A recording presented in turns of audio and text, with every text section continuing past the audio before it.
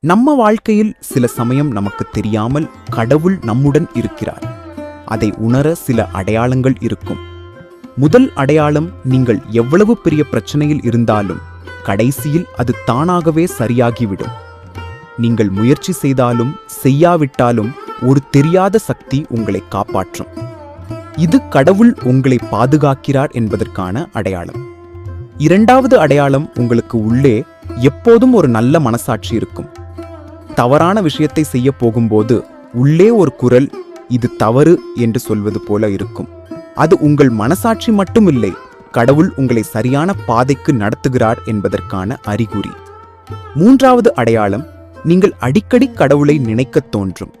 எந்த காரணமும் இல்லாமல் திடீரென்று கோவில் போக வேண்டும் அல்லது கடவுளின் பெயரை சொல்ல வேண்டும் என்று தோன்றும்.